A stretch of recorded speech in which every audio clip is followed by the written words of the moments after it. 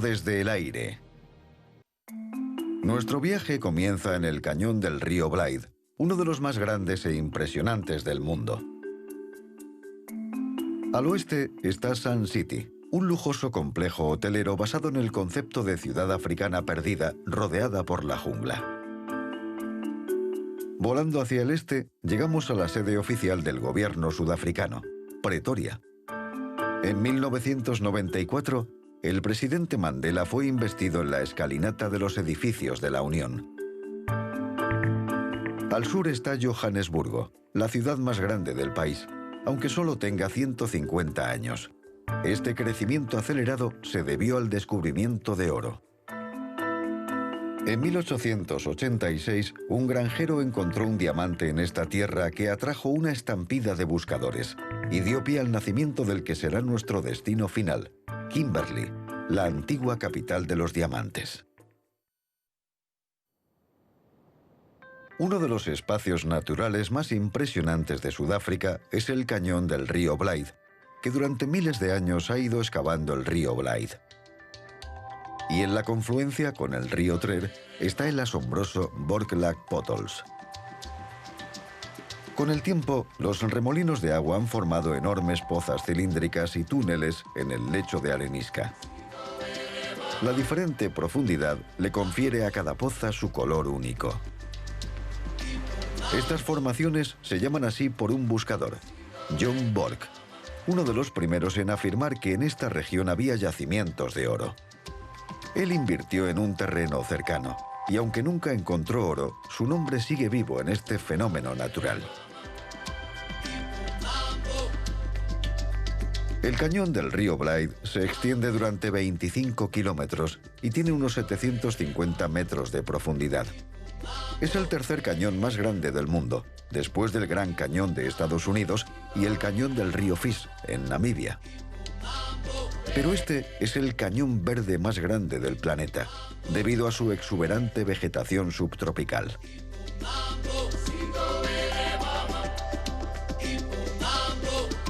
También tiene uno de los acantilados más escarpados del planeta. Algunos miden más de 700 metros de altura. La palabra Blythe significa alegre o feliz, y es el antiguo nombre holandés que le dio al río y al cañón una expedición de pioneros, también llamados voortrekkers, en 1844. Desde 2005, a este profundo desfiladero también se le llama Cañón del Montratsi. Una de las vistas más conocidas es la de Three Rondavels, estas tres cumbres redondas cubiertas de hierba, con las cimas algo puntiagudas. Recuerdan a las tradicionales chozas redondas u ovaladas africanas, llamadas rondavels en afrikaans. Estas formaciones rocosas también se conocen como las Tres Hermanas. Hoy, este impresionante paisaje forma parte de las 27.000 hectáreas de la Reserva Natural del Cañón del río Blythe. Y en un extremo de la reserva se hallan las Cataratas Lisboa, las más altas de esta parte del país.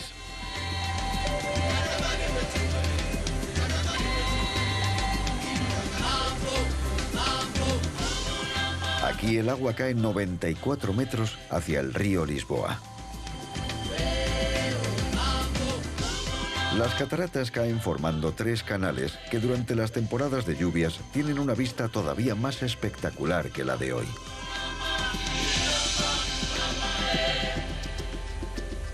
Fueron descubiertas por miembros de una expedición portuguesa que las llamaron así por la capital de su país.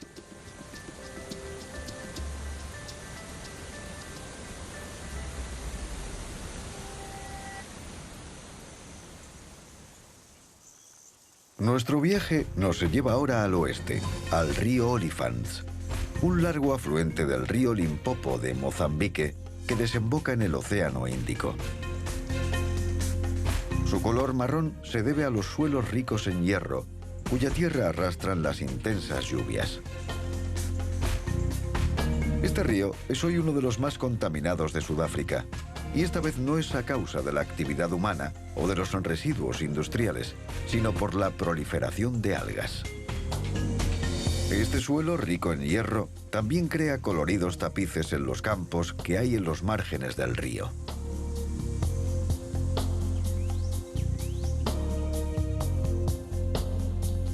Continuamos hacia el oeste y sobrevolamos un gran espacio silvestre conocido en Sudáfrica como veld.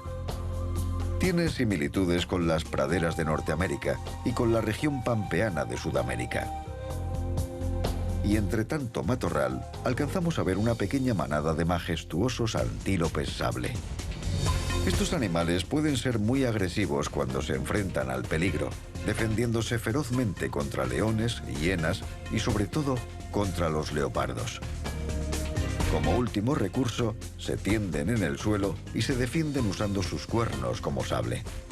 Estos magníficos cuernos son muy apreciados por los cazadores, quienes en cotos de caza regulados por el gobierno pagan miles de dólares para poder dispararles a estos antílopes sable.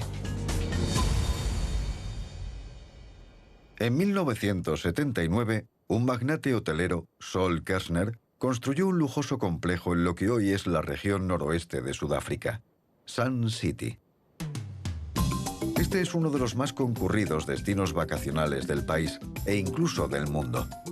El complejo está basado en el concepto de ciudad africana perdida, rodeada por un conjunto de selvas, arroyos, cascadas y piscinas. También se ofrece la posibilidad de participar en un safari. Además, hay 2 campos de golf, apartamentos de uso compartido y un lago para practicar piragüismo y esquí acuático. El complejo está dirigido al mercado del lujo, con casinos, restaurantes, clubes nocturnos y espectáculos de revista. En 1979, cuando se abrió, el apartheid todavía estaba en vigor y el complejo se encontraba en una zona declarada independiente por el gobierno sudafricano, pero que no era reconocida por ningún otro país del mundo. Por eso aquí se permitía el juego y los espectáculos con bailarinas en topless, actividades que estaban prohibidas en el resto del país. En 1994, la región donde se encuentra Sun City fue incorporada a Sudáfrica y hoy es un destino multicultural que acoge huéspedes de todo el mundo. Este destino de surf y safari está a solo 2 horas en coche de Pretoria, la capital de Sudáfrica y nuestro próximo destino.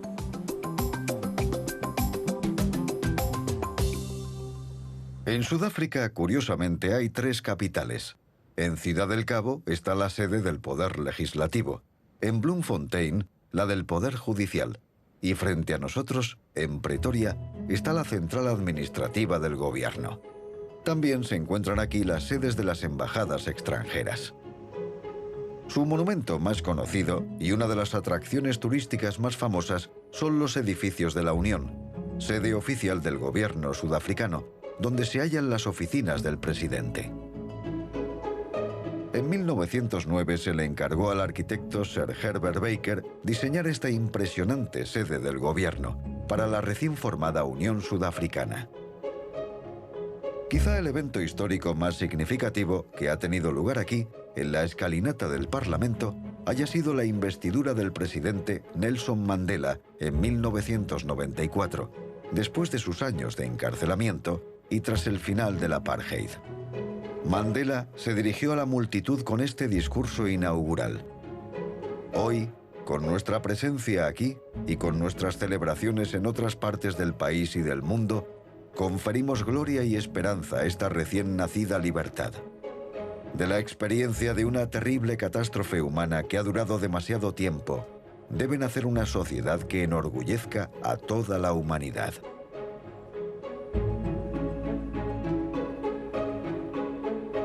Pretoria fue fundada en 1855 por Martinius Pretorius y le dio ese nombre por su padre, convertido en héroe nacional tras su victoria sobre el pueblo zulú en la batalla del Río Sangriento. Por lo tanto, no debe sorprendernos que la ciudad fuera el centro del régimen del apartheid, y desde el nacimiento de la nueva Sudáfrica, en 1994, haya sido transformada en una ciudad multicultural. Los miles de visitantes que vienen cada año pueden explorar muchos monumentos históricos, así como gran cantidad de museos que cuentan la historia de esta conservadora ciudad. Uno de los espacios abiertos más grandes de la ciudad es Burgers Park, inaugurado como jardín botánico en 1870 y que hoy es un monumento nacional. En su extremo sur se halla Melrose House, un elegante ejemplo de la arquitectura colonial victoriana. Fue aquí donde se firmó el Tratado de Paz que puso fin a las guerras de los bóeres en 1902. El Museo Nacional de Historia Natural recoge un pasado que se remonta a miles de años atrás. Aquí se custodia el patrimonio de Sudáfrica y se pueden admirar una gran variedad de importantes fósiles de homínidos. Una de las figuras que dominó Sudáfrica en el siglo XIX fue la de Paul Kruger, presidente del país a finales del siglo XIX. Su casa, construida en 1884, es hoy un museo. Su blancura se debe a que usaron leche en vez de agua para elaborar el cemento, ya que era de mala calidad. También fue la primera casa de la ciudad que tuvo luz eléctrica. Al sur está el monumento al Voortrekker, de 40 metros de altura. Conmemora la historia de los pioneros de Sudáfrica y la de los bóeres o neerlandeses del Cabo, que dejaron la colonia del Cabo a finales de 1830 para formar el Estado Libre de Orange por su oposición a la administración británica. Fue construido en la década de 1940 sobre lo que hoy se conoce como Monument Hill, aunque la idea se expuso por primera vez siendo presidente Kruger en la década de 1880. Hoy es una de las 10 atracciones históricas más famosas del país y la única de Pretoria que pertenece a los monumentos más importantes del patrimonio nacional. Una concurrida autopista une Pretoria con la ciudad más grande de Sudáfrica, 60 kilómetros al sur, Johannesburgo. Conocida popularmente como Joburg, es la ciudad más grande del país, con casi 8 millones de habitantes, aunque tiene menos de 150 años. En 1886 se encontró oro aquí, y buscadores de toda África y de todo el mundo cayeron sobre la región, creando un moderno El Dorado. De hecho, la ciudad está en la provincia de Gauteng, que significa yacimiento de oro. Hoy, Johannesburgo es el corazón comercial y financiero de Sudáfrica y se extiende en una sucesión de cuadrículas rectangulares que permanecen sin cambios desde la fundación de la ciudad. Las calles son estrechas, sombreadas por los altos bosques de hormigón que crean algo parecido al efecto de un túnel. Arquitectónicamente, la ciudad es una mezcla de estilos que reflejan décadas de rápido crecimiento y cierta indiferencia hacia la conservación de edificios históricos, como la mayoría de los ornamentados edificios victorianos de la década de 1890 y que hoy casi han desaparecido. Pero no todos estos edificios han desaparecido.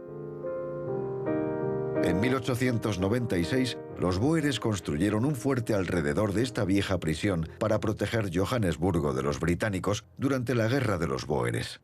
A pesar de eso, la ciudad fue tomada por los británicos y los líderes bóeres fueron encerrados en su propia prisión. Durante el apartheid, en esta prisión solo había blancos, salvo Nelson Mandela, que permaneció retenido en el ala hospitalaria antes de su juicio en 1962. Hoy, los visitantes pueden conocer el difícil camino de Sudáfrica hacia la libertad y la democracia con las exposiciones permanentes del museo, que incluyen testimonios personales de exprisioneros y guardianes. Uno de los museos más importantes de la ciudad es el dedicado a los días del apartheid. A través de 22 salas de exposición, el visitante viaja por la historia de un sistema sancionado por el Estado, basado en la discriminación racial, y conoce la lucha del pueblo para derrocar esa tiranía. En una pared de la entrada se puede leer una cita de Nelson Mandela. Ser libre no es solo deshacerse de las cadenas, sino vivir de una manera que respete y mejore la libertad de los demás. El oro levantó Johannesburgo, y ese legado aún hoy lo ensombrece. Esta es una de las enormes montañas decoloradas por los desechos de las minas, conocidas como relaves. El auge minero hizo ricos a unos pocos, pero sus consecuencias son ahora un peligro potencial para muchos, ya que estos relaves contienen uranio, plomo, arsénico y otros metales pesados peligrosos. A principios del siglo XX, las empresas mineras contrataban mano de obra barata, migrantes africanos que vivían cerca de las minas en barrios marginales. En la década de 1930, el gobierno dio comienzo a su política de segregación, dando como resultado municipios como el de Soweto. Aunque era la ciudad con la población negra más numerosa del país, sus habitantes solo tenían estatus de residentes temporales. Soweto vivió gran cantidad de disturbios civiles durante la época del apartheid, a menudo violentamente reprimidos. En 1976, miles de estudiantes organizaron una gran protesta. Alrededor de 100 fueron asesinados y hubo más de 1000 heridos. Este malestar continuó hasta las primeras elecciones multirraciales celebradas en 1994. Hoy, Soweto es un lugar muy diferente, con casas modernas, centros comerciales, un gran hospital y un estadio de fútbol, donde se celebraron los partidos de la Copa del Mundo de 2010. También su industria turística está creciendo. Entre sus lugares más emblemáticos están estas dos torres de enfriamiento de una vieja central eléctrica demolida. Una tiene un mensaje publicitario, pero en la otra se puede ver la pintura mural más grande de Sudáfrica, con importantes figuras como Nelson Mandela y otros símbolos culturales de la ciudad. Aquí también se puede hacer puenting, saltando entre las dos torres. Sin embargo, los barrios marginales no han desaparecido. Para millones de sudafricanos son los únicos lugares donde pueden levantar una casa. Hay asentamientos como este por todo el país, a las afueras de la mayoría de las ciudades. Este está a las afueras de Soweto. Aquí, la gente es muy pobre y vive en chabolas sin las infraestructuras adecuadas. No hay saneamientos, ni suministro de agua potable, electricidad o calles limpias, ni las instalaciones básicas que necesita un asentamiento humano. Este es un gran problema social que el gobierno tiene que resolver. Antes de dirigirnos al oeste, es importante repostar combustible, algo que podemos hacer en el aeropuerto de Rand. Mientras nos acercamos, vemos los aparatos donados por South African Airways al Museo de la Sociedad Sudafricana de Aviación. El aeropuerto de Rand fue el aeropuerto principal de Johannesburgo hasta 1940, cuando se construyó el nuevo aeropuerto internacional al norte de la ciudad. Cuando nos dirigimos hacia la zona de praderas que aquí llaman Veld, unas enormes y oscuras nubes se cruzan en nuestra ruta, por lo que es aconsejable dar un rodeo y disfrutar de la tormenta desde la distancia.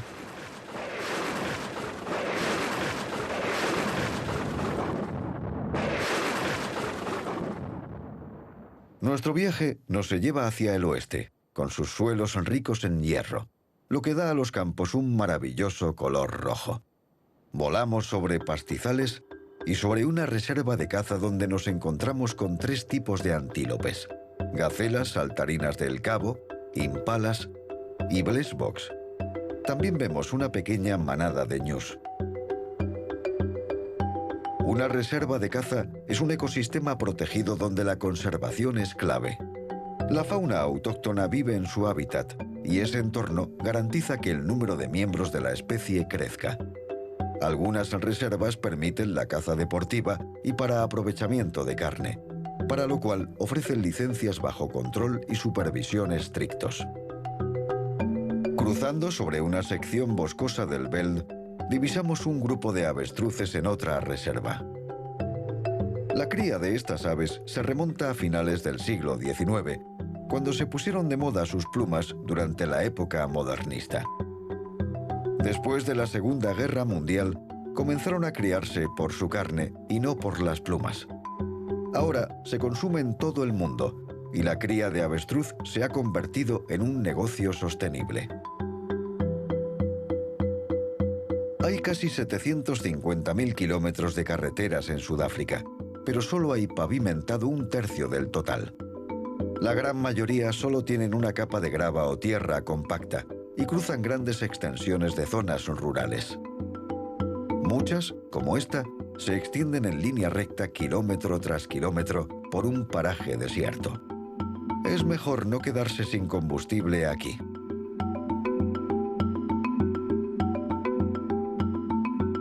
Por suerte, nosotros podemos salirnos del camino y llegar a nuestra última parada. En 1886, Erasmus Jacob encontró un pequeño guijarro brillante a orillas del río Orange, en la granja de su padre, en lo que ahora es la provincia Cabo del Norte. Resultó ser un diamante de 21 quilates, que se hizo conocido como el Eureka. 3 años más tarde, se encontró cerca otro aún más grande de 83 quilates. Es conocido como la estrella de Sudáfrica, y su valor hoy es de unos 3 millones de dólares.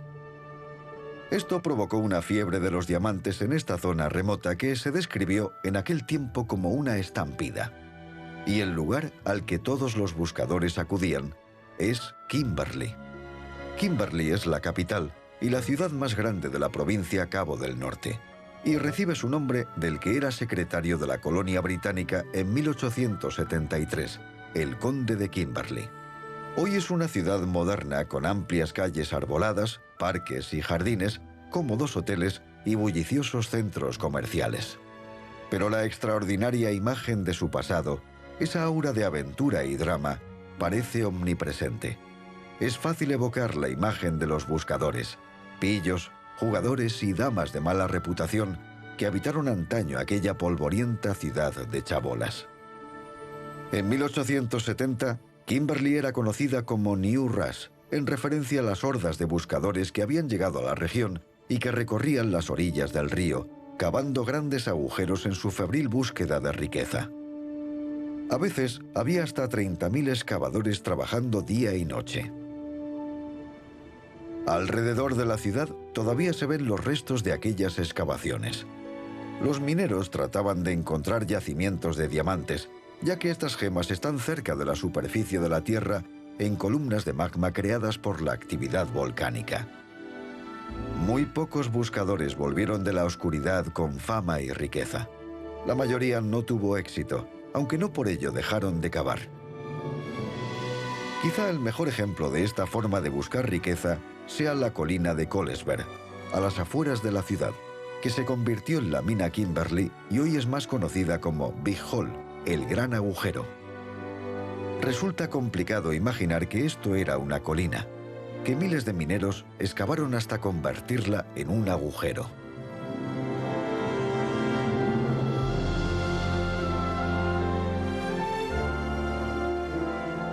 Todo comenzó en 1872, y un año después de comenzar con las excavaciones, el campamento de mineros creció hasta los 50.000 miembros. A medida que avanzaba la excavación, muchos hombres murieron debido a los accidentes. Las condiciones insalubres, la escasez de agua y productos frescos, así como el calor intenso en el verano, también se cobraron vidas. En 1888, los propietarios de las distintas minas decidieron unir las excavaciones que hacían por separado en una gran mina, y se creó una gran empresa, De Beers Consolidated Mines, que en ese momento tenía el monopolio del mercado mundial de diamantes. De Beers siguió operando en el Big Hole hasta 1914, cuando ya tenía 215 metros de profundidad. Poco a poco comenzó a llenarse de agua, y hoy ya hay 40 metros inundados. En 46 años se excavaron a mano más de 22 millones de toneladas de tierra y se produjeron más de 3.000 kilos de diamantes. El Big Hole hoy ha sido convertido en un museo al aire libre, con un atrevido mirador que acerca al visitante todo lo posible al agujero. Un lugar fascinante donde terminar este viaje.